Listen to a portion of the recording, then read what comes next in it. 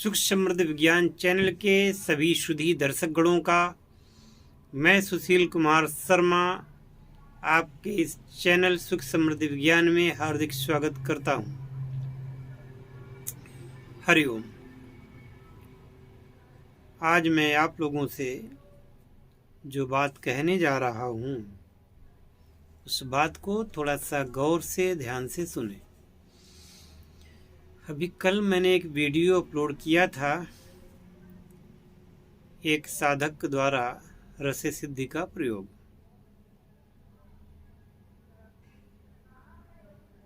काफ़ी सराहा गया और जब से मैंने इसे अपलोड किया है तब से ये प्रथम रैंक पर है और अभी 24 घंटे में ही मात्र अभी भी वो टॉप पर ही है। जब से वो अपलोड हुआ तब भी टॉप पर था, अभी भी टॉप पर है। आप भी इस प्रकार के प्रयोग कर सकते हैं, लेकिन आप लोग हिम्मत नहीं जुटा पाते यहाँ तक आने की। और भाई देखिए, आप यहाँ आएंगे तो कुछ नियम और शर्तें जो हैं वो तो माननी होंगी। जो व्यक्ति मान सकता है वो तो आएगा ही, और आएगा तो लाभ उठाएगा ही। अब रही बात किसी की वीडियो अपलोड करने की, यदि उसकी इच्छा होगी मैं उसे कह दूंगा, इच्छा होगी तो वो उनके वीडियो बनाए जाएंगे, अपलोड किए जाएंगे। और जैसा कि आज के लाइव में मैंने आप लोगों से कहा था कि जो लोग टेक्निकल ज्ञान रखते हैं उस चैनल को अच्छा बनाने में हमारी मदद करें। तो मुझे बताया गया है कि जूम ऐप द्वारा या गूगल मीट के द्वारा कई लोगों से एक जगह पर बात की जा सकती है, लाइव बात की जा सकती है, और इसके पश्चात फिर उसको वीडियो पर अपलोड किया जा सकता है। तो ठीक है, लाइव मीट में अगर गूगल मीट में या जो बताते हैं वो कौन सा ऐप है, जूम, यदि उसमें ऐसा हो सकता है तो लाइव के बाद में 10-5 मिनट के आगे पीछे भी अगर वो वीडियो मैं लाइव कर देता हूँ तो उसको मैं लाइव ही समझूंगा, उसको रिकॉर्डेड न समझ के लाइव ही समझूंगा। और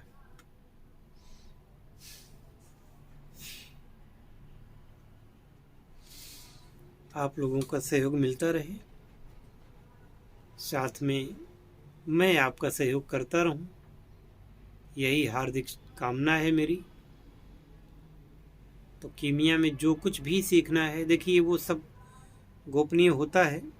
जल्दी जल्दी मैं उस क्रियाओं को वीडियो पर नहीं लाता हूँ, दिखाता नहीं हूँ, लेकिन इसका मतलब ये नहीं है कि वो क्रियाएं की नहीं जाती हैं। क्रियाएं की जाती हैं, बस कैमरा वहाँ नहीं जाता है।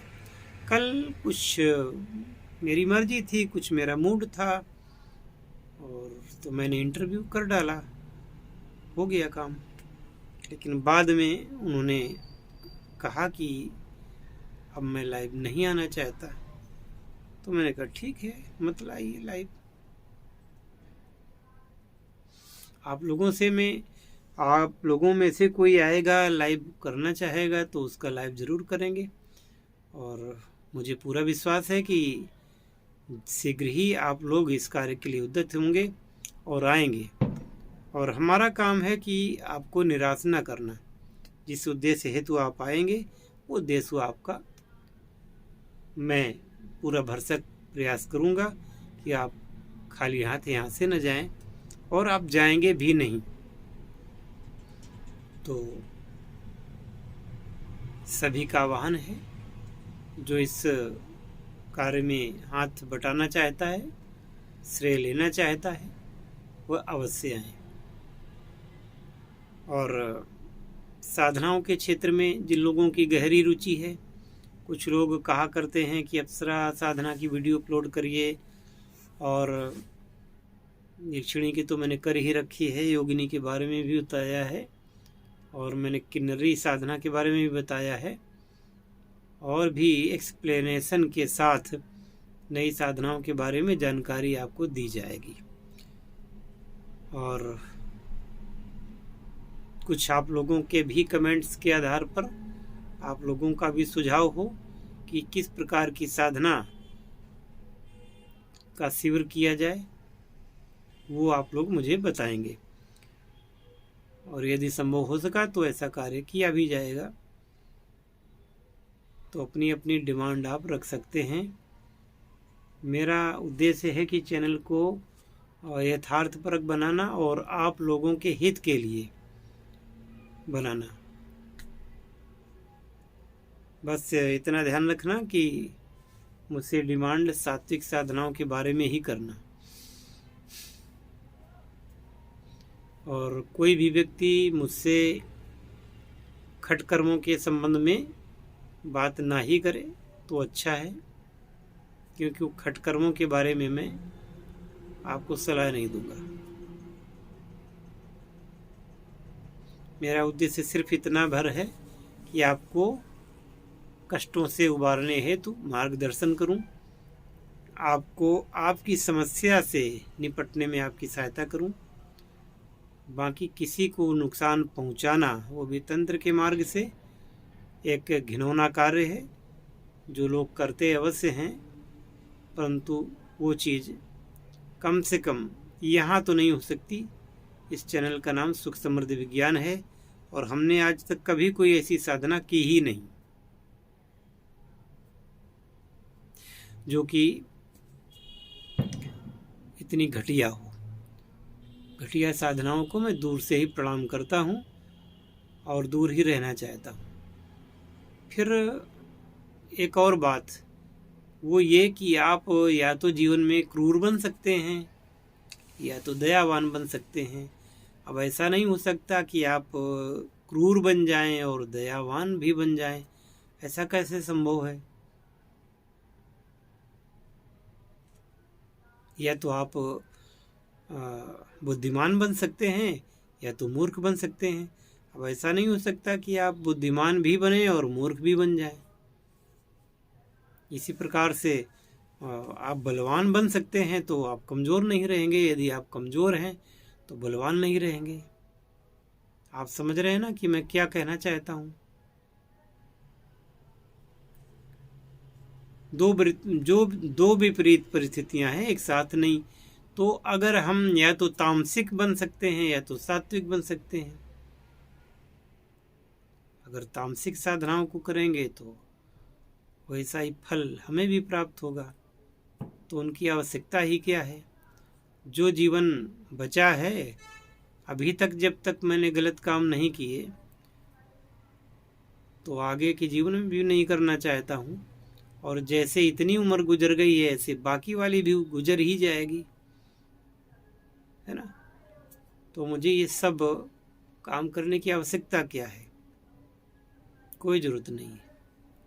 मेरी इतनी आवश्यकताएं भी नहीं जिनके लिए मुझे ऐसे कर्म करने पड़े, और उन कर्मों को करने के बाद में फिर आपकी आत्मा पर अधिकार उन्हीं शक्तियों का हो जाता है। तो मैंने तो अपने जीवन में कभी ऐसा सोचा भी नहीं कि कोई मुझ पर अधिकार करेगा। मुझ पर अधिकार केवल मेरे प्रभु का होगा, मेरे भगवान का होगा, जो मेरे इष्ट हैं और जिनके बस में सारा ब्रह्मांड है। फिर मुझे उसके अलावा और किसी की ना तो आवश्यकता है और ना ही उनसे कोई श्रेष्ठ है।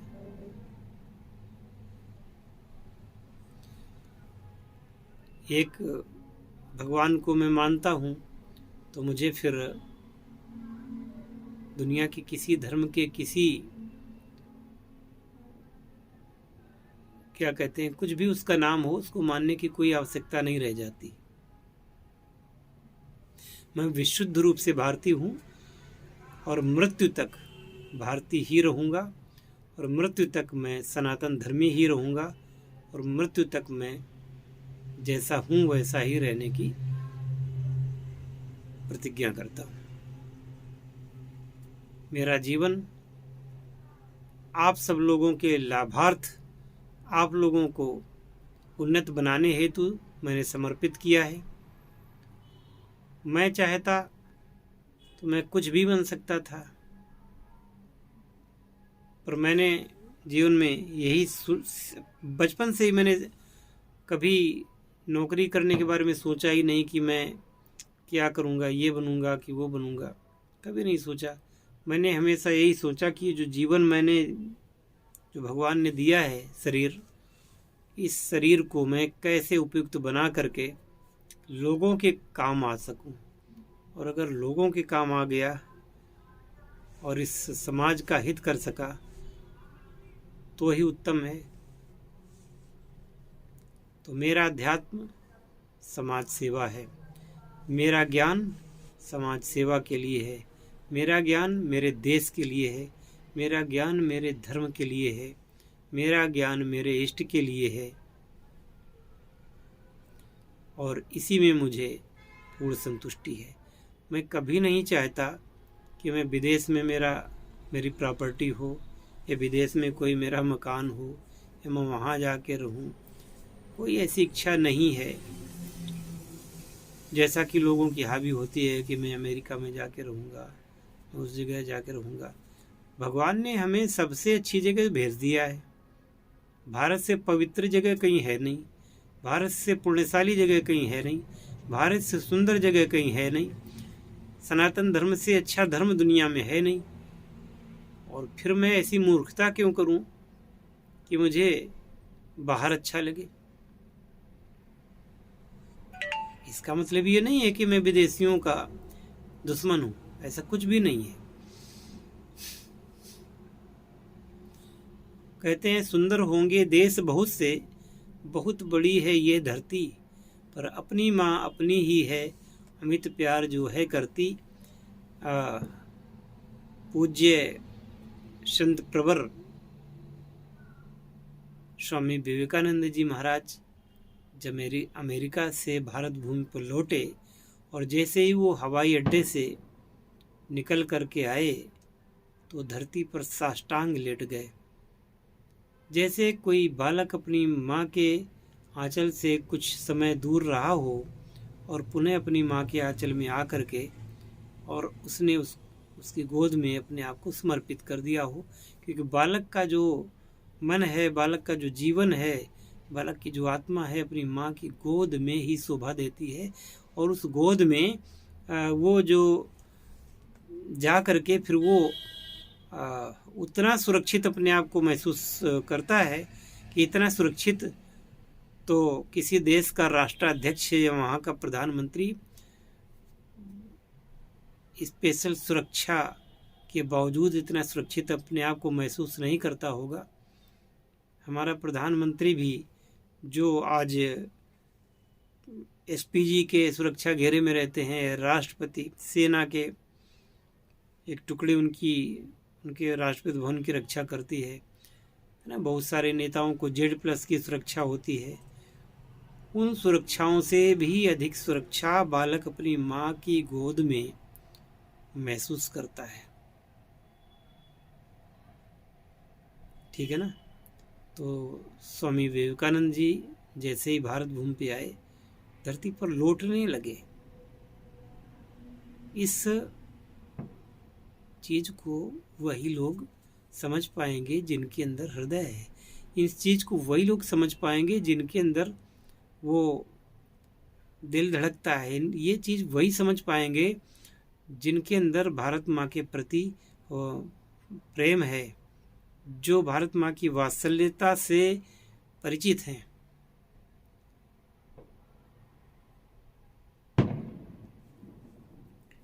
बाकी समाज में बहुत सारे लोग हैं, ज़्यादा पैसा मिलेगा वहाँ चले जाएंगे, ज़्यादा पैसा मिलेगा ऑस्ट्रेलिया चले जाएंगे, ज़्यादा पैसा मिलेगा कनाडा चले जाएंगे, ज़्यादा पैसा मिलेगा अमेरिका चले जाएंगे।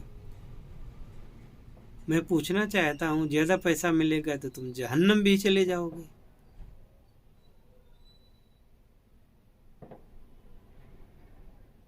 सब कुछ पैसा ही थोड़ा है दुनिया में।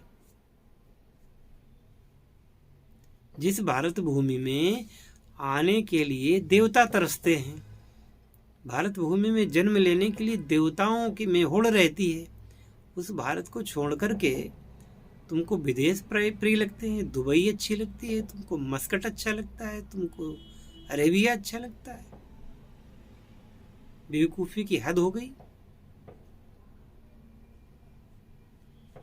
अभी एक पंडित जी का फ़ोन आया था मेरे पास, वो सऊदी अरब से किसी जगह से बोल रहे थे, नाम उस शहर का नहीं याद आ रहा है, और मुझसे पूछ रहे थे कि अमुक साधना करने पर कैसे करेंगे। तो हमने बताया उनको, बोले जहाँ मैं रह रहा हूँ वहाँ तो भाई शाकाहार का भोजन मुश्किल है। अब एक तरफ तुम्हारा ब्राह्मण धर्म कहाँ चला गया, एक तरफ तुम वहाँ पे रह करके केवल पैसे के लिए। जहाँ पर आपके सनातन धर्म को खतरा हो, आप उस देश में क्यों रह रहे हैं पैसे के लिए हैं? अभी आपने देखा पाकिस्तान में ये हमारे श्रीलंकन जो सज्जन थे, इतने ईमानदार, इतने कर्मठ, इतने अच्छे व्यक्ति थे, इसके बावजूद उनको कैसे मारा गया।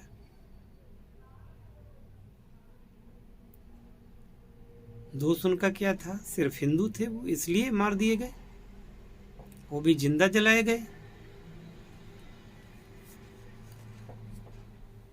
मुझे एक बार मनोज कुमार नाम का व्यक्ति मिला ट्रेन में दिल्ली जाते समय। तो हालांकि उसका उस समय मैं नंबर भी ले आया था, पर सब नंबर वगैरह सब मिस हो गए, मोबाइल खो गया था। वो बता रहा था लड़का कि भैया मैं पाकिस्तान में रहा, हाई सिक्योरिटी रहती थी, जहाँ पर काम करते थे वहाँ बस जाती थी, और वो बस से ही वापस आते थे, और सिक्योर जगह रहने खाने की व्यवस्था थी। इसके बावजूद डर लगा रहता था वहाँ पर कि कब क्या हो न जाए, इस प्रकार का तो वहाँ माहौल था। और उन्होंने बताया कि वहाँ पर खाने पीने का मतलब, आप अगर किसी के बीच में पड़ गए तो अपना धर्म बचाना मुश्किल हो जाएगा। मैंने कहा कैसे? तो उसने कहा कि वहाँ पे बहुत पुलाव बनता है, और वो धरती पे फैलाया जाता है, पुलाव काफ़ी लगाया जाता है, और उसको गाय की पसलियों के बड़े बड़े चटुआ जैसे बनाए जाते हैं। गाय की पसलियों को लेकर के उससे उस चावल को ऊपर चढ़ाया जाता है, मतलब अगर नीचे को आ रहा है तो उसको ऊपर चढ़ाया जाता है ऐसे करके। और आप वहाँ से निकल रहे हैं तो थोड़ा तो आपको खाना ही पड़ेगा वो। अब अगर आप हिंदू हैं तो आप खाने से मना करेंगे तो आपके साथ मारपीट होगी। कहीं वहाँ पे अगर मंदिर देख करके कहीं सिर आपका झुक गया, दूर से ही अगर हाथ जोड़ लिए, तो फिर आपकी आफत आ जाएगी। ऐसी बात मैंने सुनी उसके मुंह से। और पाकिस्तान से आने वाले हिंदू, वो लोग भी ऐसा ही बताते हैं बहुत कुछ। तो ऐसी जगहों पर आपको यदि पैसा मिले तो आपको क्यों जाना होता है, क्या आवश्यकता है?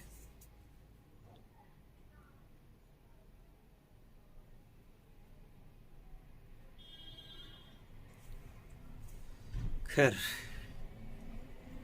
प्रवचन बहुत हो चुका, कुछ ठोस कार्य करने हैं, ठोस कार्य करने की आवश्यकता है।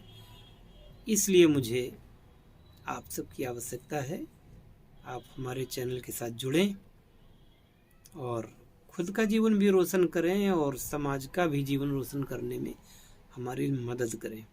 अच्छा होगा कि इस तरीके से हम सभी मिल करके आगे कार्य को करेंगे। तो इस वीडियो को यहीं पे विराम देता हूँ। जय शिव शंकर, जय भोलेनाथ, हर हर महादेव।